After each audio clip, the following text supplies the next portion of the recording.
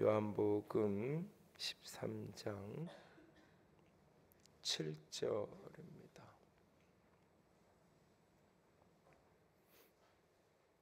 요한복음 13장 7절입니다.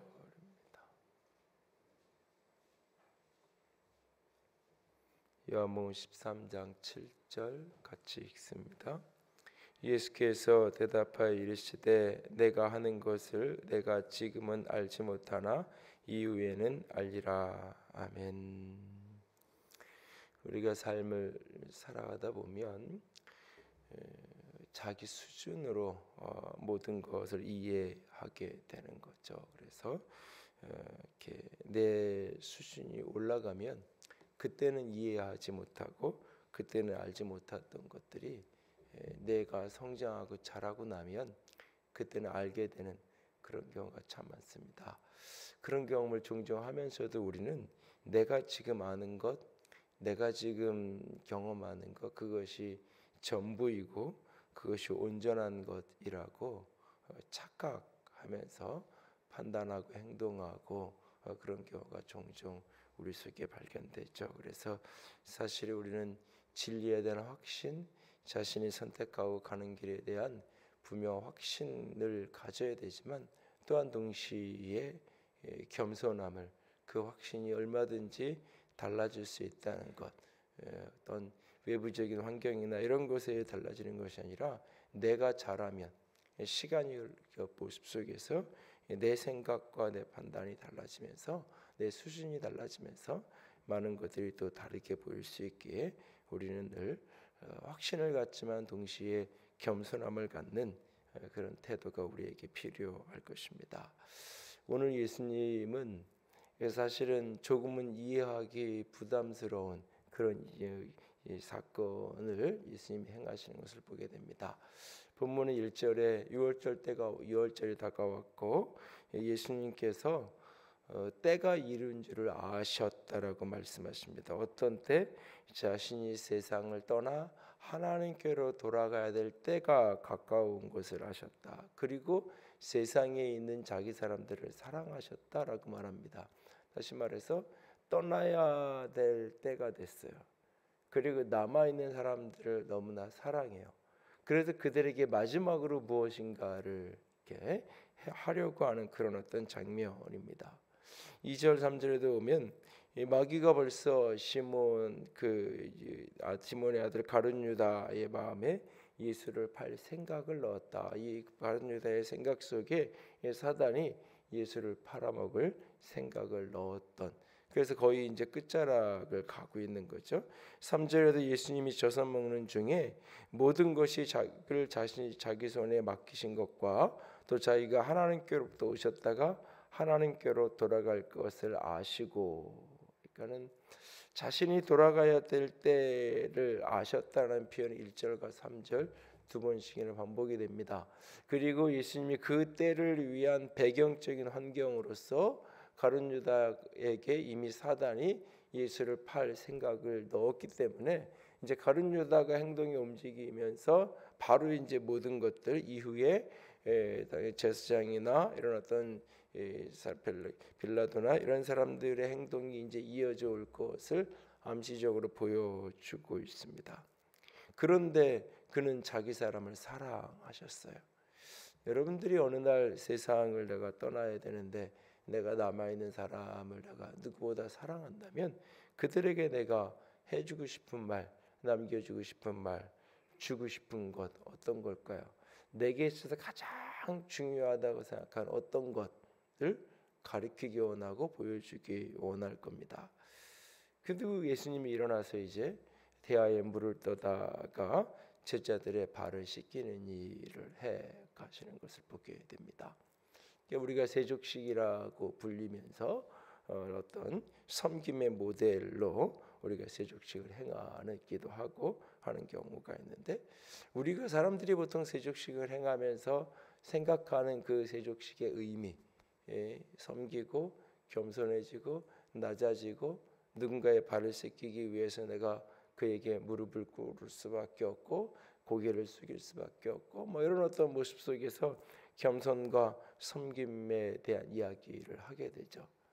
그런데 이게 그냥 뭐 이렇게 일상적인 생활 속에서 제자들에게 좀 섬김을 가르치고 싶을 때, 제자들이 뭐 누가 크냐고 싸우기도 하고 자리 다툼도 하고 이런 일들이 종종 있었잖아요. 그럴 때 제자들에게 이렇게 섬기는 자가 되라, 낮아지는 자가 되라, 겸손한 자가 되어야 된다. 이런 것들을 가르치기 위해서 예수님께서 그렇게 하셨다. 뭐 그럴까 보다라고 할 수 있어요. 그런데 이 시점이 예수님이 죽기 전에 마지막으로 그 자신이 떠나야 될 때가 오고 그 시점이 이르렀다는 것을 정확하게 예수님이 깨닫고 인식하고 계신 그 시점, 그리고 그 일 예수님이 인식하고 있을 뿐만 아니라 그 일을 위한 진행 상황이 사단이 마귀가 예수를 팔 생각을 유다에게 넣고 이게 외부적으로 진행되고 있는 그런 상황. 그리고 자기 사람들 제자들을 끝까지 자기 사람들을 사랑하시되 끝까지 사랑하셨다라고 말씀하는 그 이 순간, 제자들에게 발 씻기는 거 말고 그렇게 사랑한다면 다른 뭔가를 더 사실은 해야 되는 것 아니었을까요?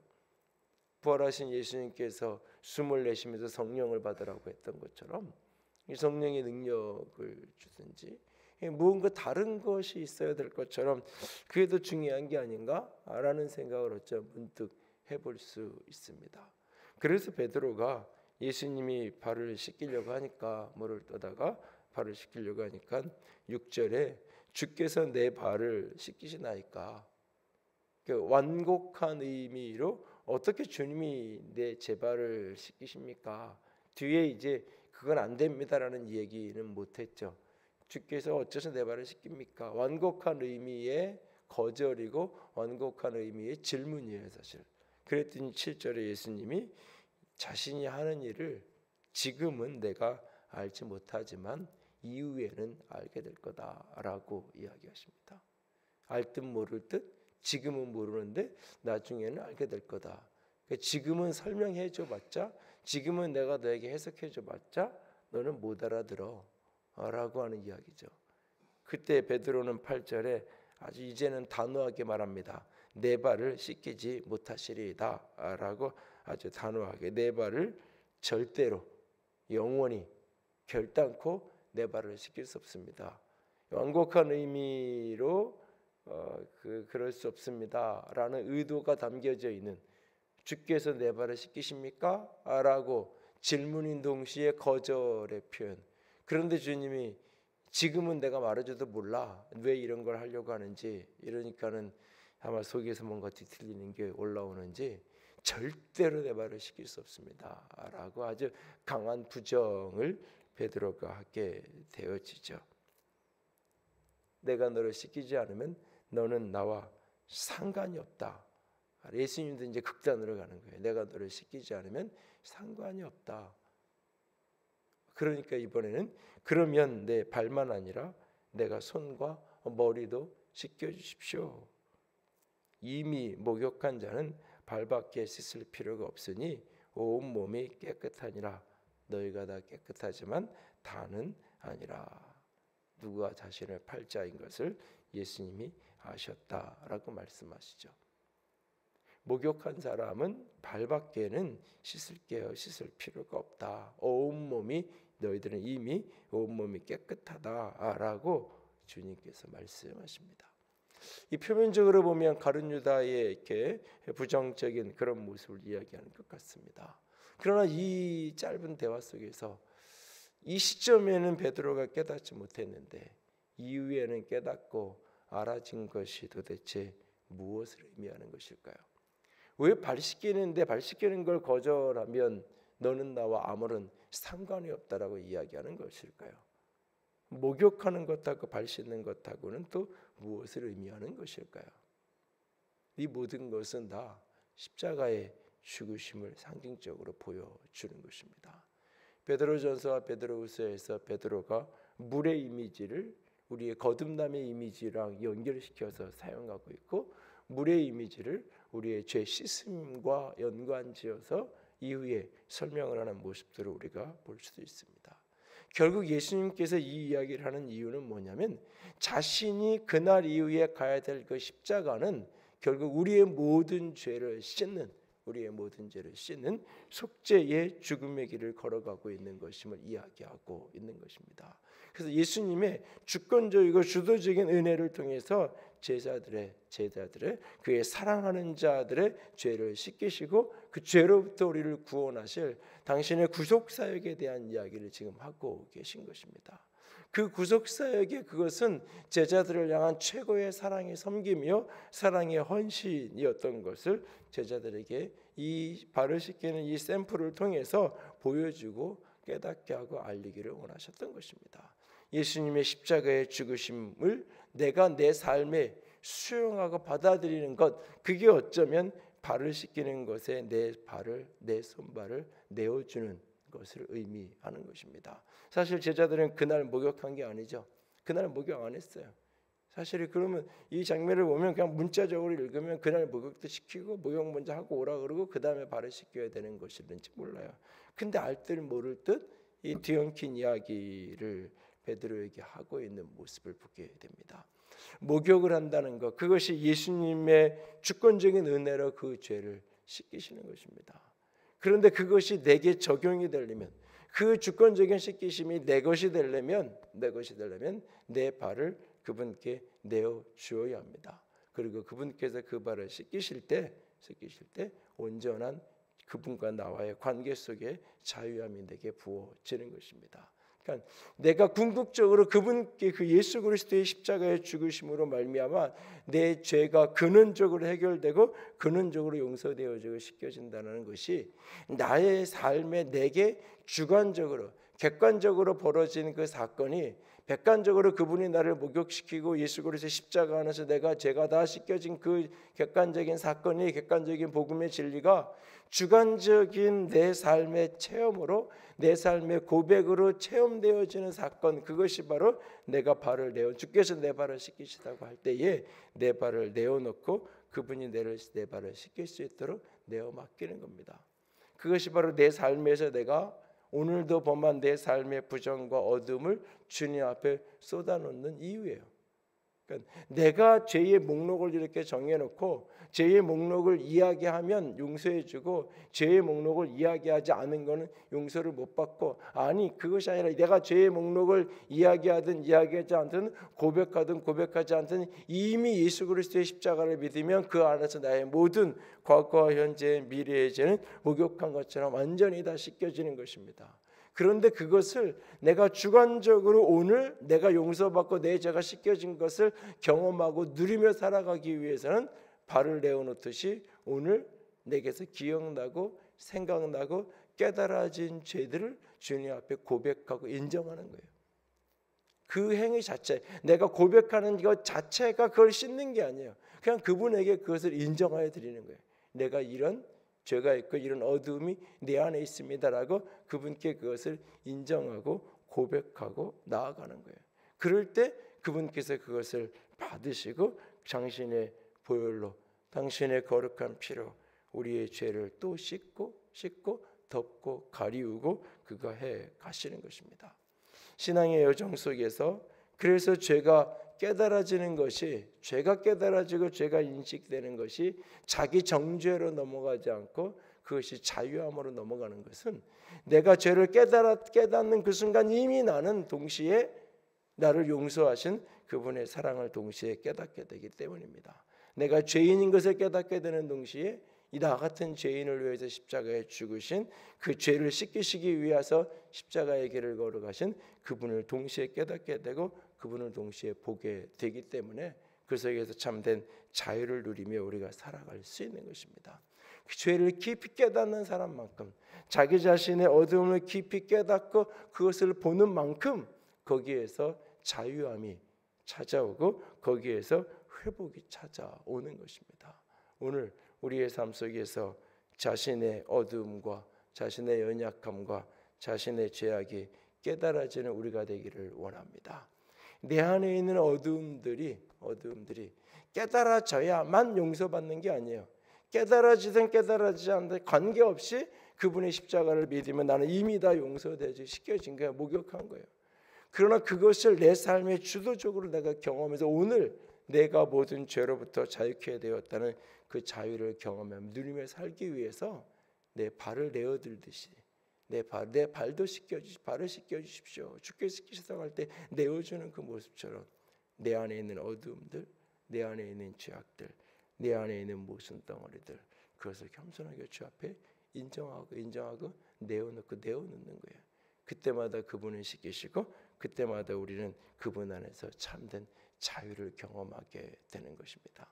신앙이라는 것이 이 두 가지를 자꾸 이 신앙을 자꾸 떼어놓으려고 하는 신학적인 태도나 이 두 가지를 분리시키려는 이런 모순된 그런 어떤 인간의 이성으로 다 설명하고 해석되는 수준으로만 자꾸 가려고 하는 모습들을 종종 만나게 되어집니다. 그러니까 근원적으로 예수님이 나를 다 용서했으니까 더 이상 죄 문제에 대해서 거듭난 그리스도인에게 더 이상 죄에 대한 이야기를 하고 이런 것들 자체가 끊임없이 사람들의 자존감과 자아상을 왜곡되게 자꾸 만드는 거니까 자꾸 그런 얘기 자체를 하지 않는 것이 더 이상 그런 이야기를 꺼낼 필요도 없고 이미 용서받고 이미 의인되어 처음 예수 믿을 때 한번 설명하고 한번 이해하면 되는 거지 더 자꾸 이야기할 필요가 없다. 잘못 자꾸 이야기하면 십자가를 무력화하는 게 된다라고 이야기를 하는 극단을 만나게 되기도 하고 또 다른 극단은 내가 고백해야만 내가 깨닫고 내가 말한 것만 내가 용서받을 수 있어. 그래서 자살이 구원받지 못하는 이유를 설명하는 가장 낮은 수준의 설명이 회개할 기회가 없잖아. 내가 다른 사람을 살해하거나 다른 사람을 죽이면 돌아서서 회개하면 주님이 용서해 주는데 내가 나를 죽여버리면 회개할 수 있는 돌이킬 수 있는 기회가 없으니까 자살하면 천국 못 가는 거야 라고 이야기하는 아주 낮은 수준의 설명을 하잖아요.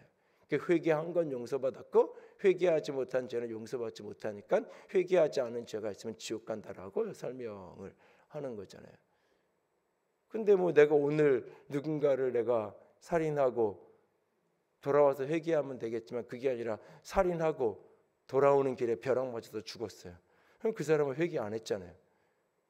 사실은 우리는 이렇게 지금 회개라는 어떤 행위가 있어야만 용서를 객관적인 용서가 이루어지는 걸로.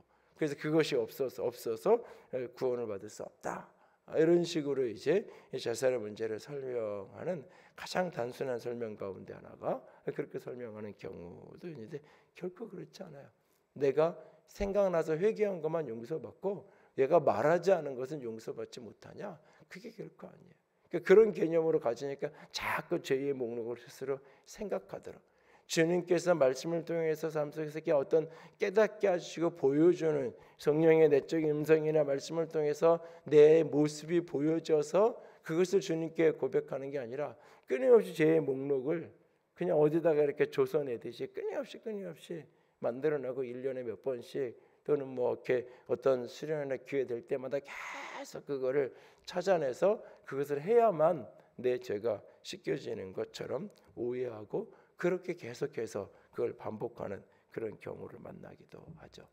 그런데 그 어떤 것도 사실은 양쪽이 다 극대. 이미 예수 그리스도를 믿을 때 다 용서됐어요.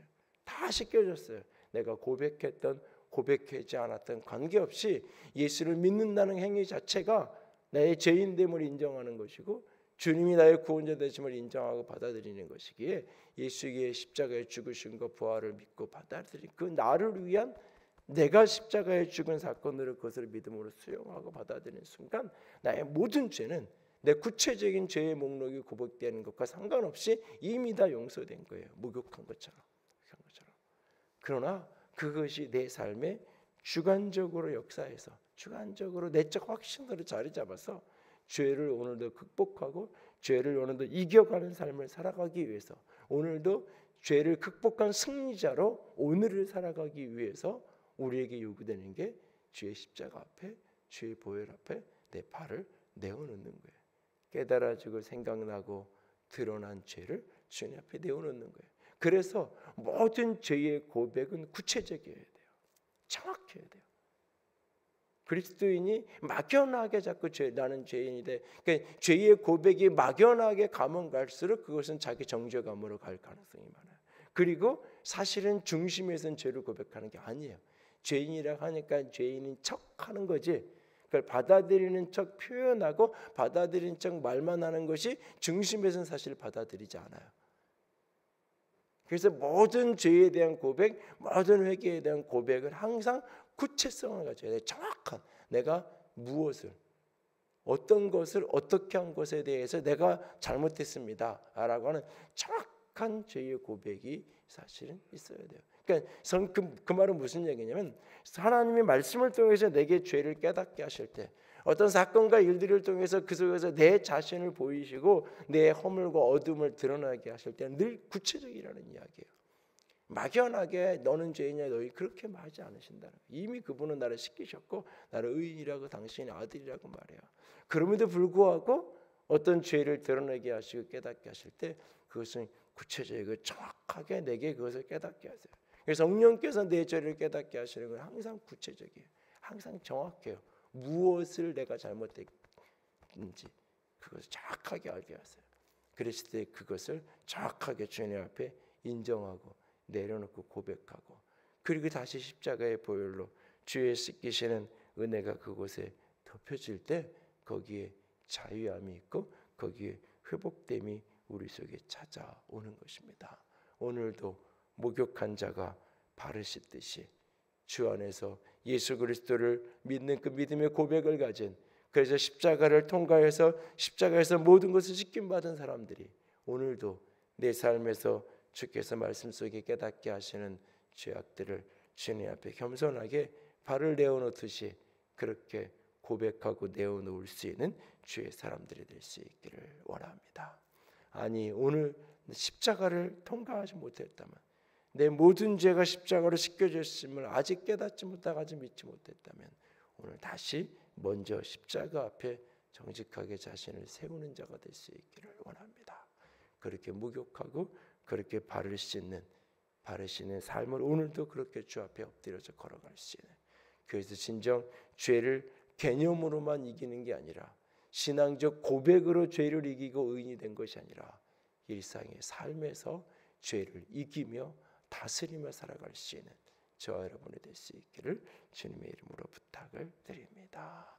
기도합니다.